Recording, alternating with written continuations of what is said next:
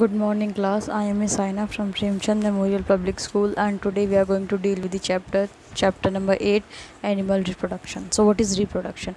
The process of producing young ones of their own kind for the continuation of the generation is known as reproduction. So, reproduction can take place by two ways, that is by laying eggs or by giving birth to the young ones.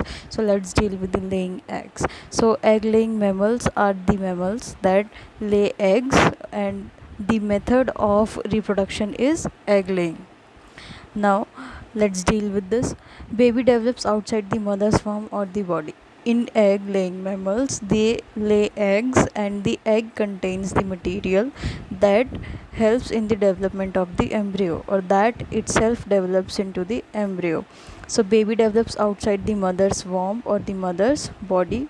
Egg has an outer shell for the protection purpose, and the inside of the egg is albumin. Albumin is a jelly like substance that is present inside the shell, and the albumin, within the albumin there lies a yellow color semi solid liquid known as yolk. So what is a yolk?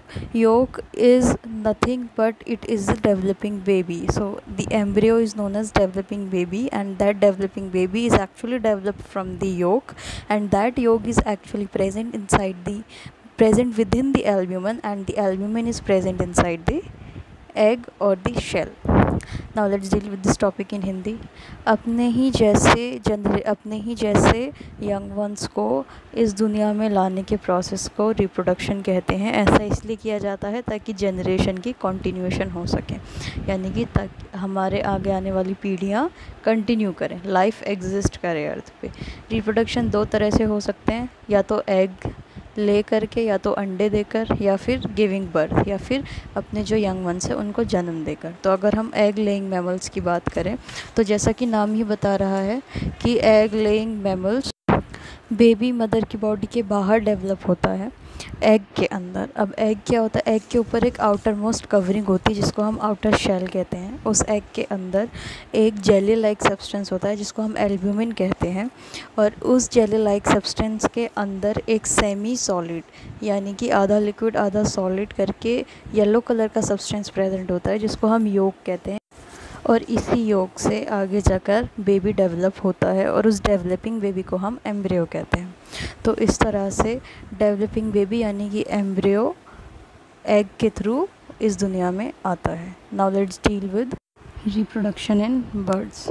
So the reproduction in birds takes place with the help of eggs. They are also egg laying.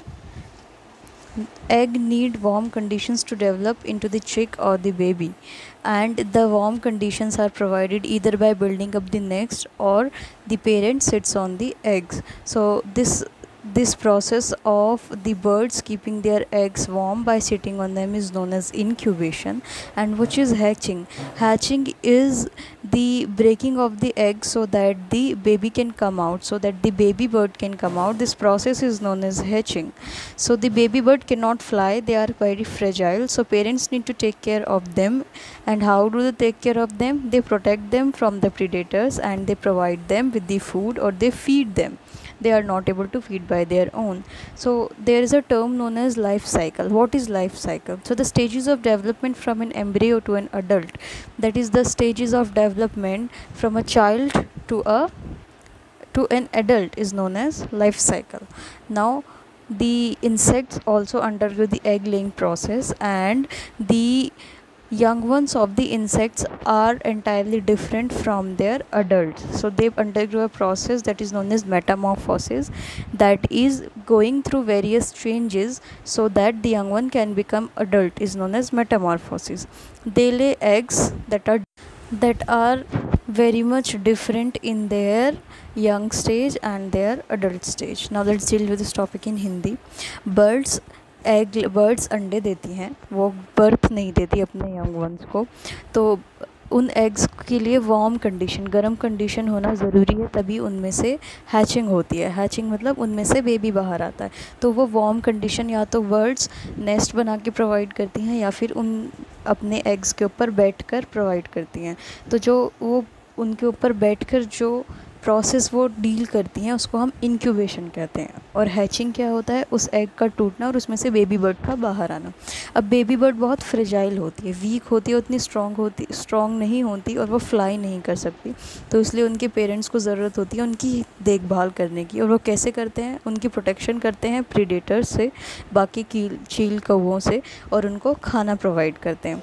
Life cycle क्या होता है, एक embryo से लेकर adult तक की ज़िंदगी में जितनी भी स्टेजेस आती हैं डेवलपमेंट की, उसको हम लाइफ साइकिल कहते हैं। अब इंसेक्ट्स में अगर हम बात करें तो इंसेक्ट्स भी अंडे देते हैं, और उनके जो यंग वंस होते हैं वो बिल्कुल अलग होते हैं दिखने में उनके अडल्ट वन से। ठीक है, तो वो जो प्रोसेस कैरी आउट करते हैं यंग से अडल्ट होने के लिए, उसको हम मेटामॉर्फोसिस कहते हैं। इसमें बहुत सारी चेंजिंग स्टेजेस होती हैं जिसकी हेल्प से वो यंग वंस अडल्ट्स के जैसे दिखने लगते हैं और उनके जैसे एक्ट करने लगते हैं।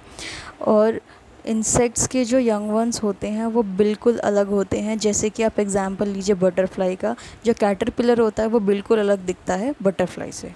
So this is the next topic, that is the life cycle of a butterfly. The life cycle of a butterfly starts with the eggs, and the eggs are laid on the leaves by the adult butterfly, and these eggs hatch themselves and becomes caterpillars or the larva, and these caterpillars start eating and they become thick and healthy, and after that they start spinning thread from a hole below their mouth, and they continue to just spin the thread, and as a result the thread becomes so padded that it itself goes into it and curls up the thread around it, and this form is known as cocoon. Now the cocoon converts into pupa and it goes to sleep. Like the cocoon do not eat anything after the curl up, and it in few weeks it becomes so much mature that it starts shedding its skin many times, and this stage is known as pupa.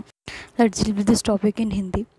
Eggs leaves के ऊपर eggs ले करती है adult butterfly, फिर वो eggs caterpillars और लावा में convert हो जाते हैं। वो खुद हैच करते हैं, वो खाते पीते हैं आसपास की पत्तियों को, और अपने मुंह के नीचे एक होल होता है, उस होल से एक थ्रेड बनाना शुरू कर देते हैं। अब वो थ्रेड को इतना ज़्यादा थ्रेड बना लेते हैं कि वो एक पैड लाइक स्ट्रक्चर बन जाता है, और उसमें वो जाकर खुद को कर्ल अप कर लेते हैं। और इस पूरे कर्ल अप करने पैड लाइक स्ट्रक्चर के अंदर जो वो खुद को कर्ल अप कर लेते हैं, इस स्टेज को हम कुकून कहते हैं। फिर ये क्या करते हैं, कुछ खाना पीना बंद कर देते हैं और ये फिर सो जाते हैं, और कुछ हफ्ते और कुछ महीनों तक सोते हैं और अपनी स्किन को शेड करना शुरू कर देते हैं। इस स्टेज को हम प्यूपा कहते हैं। और उस प्यूपा के बाद अडल्ट बटरफ्लाई में वो कन्वर्ट हो जाते हैं। वो बटरफ्लाई कुकून के बाहर आता है और बाहर आने के बाद सन ड्राई करता है और उड़ जाता है। So this is life cycle of the butterfly. Now the next topic is life cycle of a cockroach.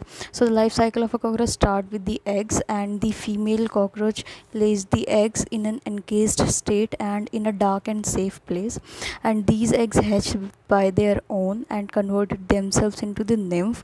Nymphs look like young cockroaches and they do not have wings, and they undergo a process known as molting. As a result, they convert themselves into the adult cockroach. So what is a molting?